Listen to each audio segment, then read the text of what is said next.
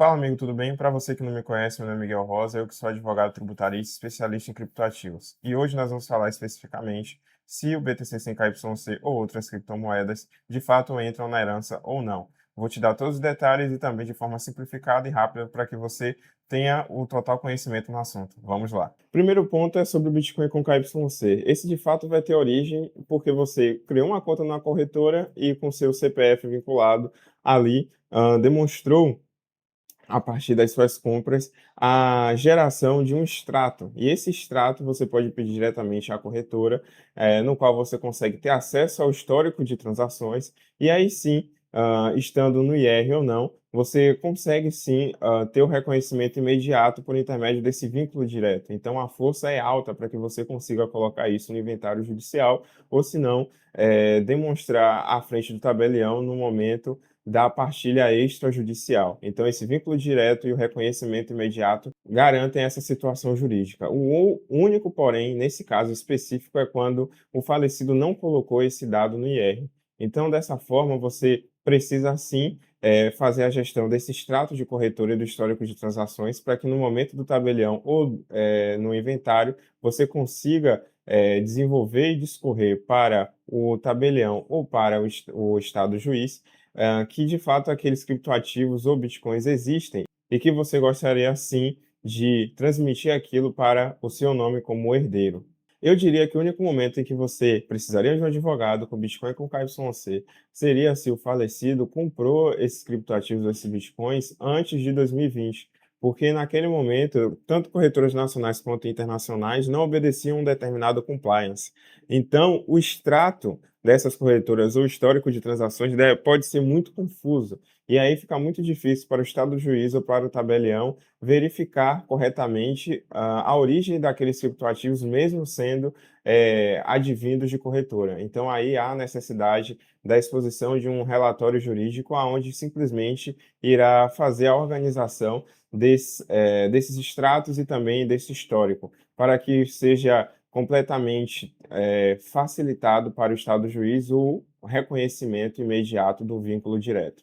A segunda possibilidade é aquele Bitcoin que foi comprado via P2P, e isso pode ser tanto via Pix ou via TED. Seria basicamente a transferência entre pessoas físicas sem intermediários, sem uma corretora. Nesse caso, a força para a comprovação é média, uma vez que você, nesse caso, irá precisar de um relatório jurídico específico, aonde você consiga fazer a conexão entre o extrato bancário, os comprovantes, e inclusive, se houver as conversas que o falecido teve com o seu P2P, para que você consiga correlacionar o dinheiro que sai e o Bitcoin que entra em autocustódia. E aí, você fazendo a correlação de dados, de fato, você consegue verificar e demonstrar para o tabelião ou para o Estado juiz que aquele Bitcoin realmente foi comprado pelo falecido e que de fato faz parte da sua herdade. Já a terceira possibilidade é a mais difícil de verificar origem, que é aquele Bitcoin comprado via depósito. Então, basicamente, o falecido tirou da sua conta bancária, foi lá, depositou no caixa de forma informal, comprou via OTC, sem corretora alguma,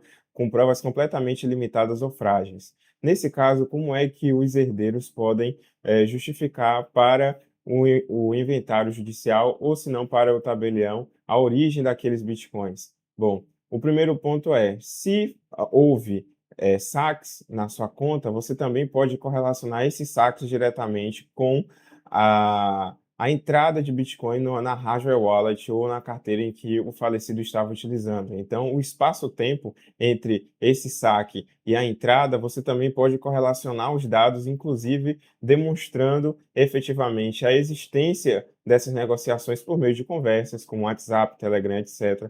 Também você pode gravar vídeos demonstrando que você tem sim, de fato, uma carteira que o falecido o possuía, então você pode demonstrar que tem acesso àquilo, e além do histórico on-chain, né, onde você consegue realmente fazer o cruzamento de dados.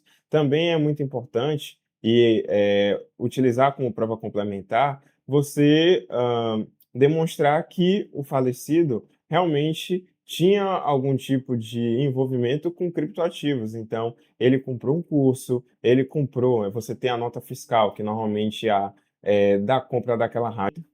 Então, de fato, essa juntada de documentos pode garantir, lembrando que todas essas provas não são feitas em um relatório jurídico específico só para garantir que haja a inserção do Bitcoin na herdagem, mas sim para demonstrar também o custo base daqueles Bitcoins. Uma vez que, se você quiser, isso daí já é uma opção do herdeiro, ele pode pagar o IR imediatamente durante o inventário de cerca de 15% para que aquele Bitcoin, quando vier para você, já estiver com preço a mercado, ou se não, se ele não quiser pagar o imposto sobre o ganho de capital naquele momento, ele pode também receber o Bitcoin conforme o preço histórico que foi demonstrado a partir dessas comprovações, já que não existe nenhum tipo de documento de declaração de imposto de renda do falecido. Um exemplo claro, vamos dizer que o seu pai faleceu e deixou cerca de R$ 200.000 em Bitcoin. Só que hoje ele vale R$ 700.000. R$ 200.000 foi o preço histórico. Por meio dessas provas demonstradas em um relatório técnico feito por um advogado, você pode demonstrar o preço de custo para o inventário judicial ou para o tabelião. Ou seja, agora eu consigo dizer que o meu pai comprou isso com dinheiro lícito e também que o preço de custo foi R$ 200.000. E agora vale 700 mil. Bom, eu posso, nesse caso, já no inventário, pagar 15% sobre o ganho de capital e ter o Bitcoin no meu imposto de renda já com preço base de R$ 700.000 em média, ou se não, eu posso simplesmente não querer pagar o imposto de renda naquele momento e já receber o valor do Bitcoin conforme o preço histórico, ou seja, ainda com aquele lucro específico, uma vez que ainda não existe a ideia do lucro não realizado. Também é importante dizer que, independente de ser liquidado ou não, você precisa pagar o imposto estadual, que é o imposto sobre transmissão de causa-mortes. Por exemplo, que no estado de São Paulo é cerca de 4%. Então, você pega o valor específico a mercado do valor do Bitcoin e precisa pagar para o governo estadual específico do seu estado o valor do TCMD. Então, pessoal, esse foi o vídeo. Se você gostou, não esqueça de dar um like, de se inscrever no canal. Se você tiver alguma dúvida de fato, pode também colocar aqui na aba dos comentários. Se você gostaria de uma consultoria específica, não só para a produção do relatório jurídico, mas também para expressar mais dúvidas de forma continuada, também tenho uma consultoria específica sobre isso. O meu contato do Telegram está aqui na descrição. Agradeço pela sua visualização e até a próxima. Falou, valeu!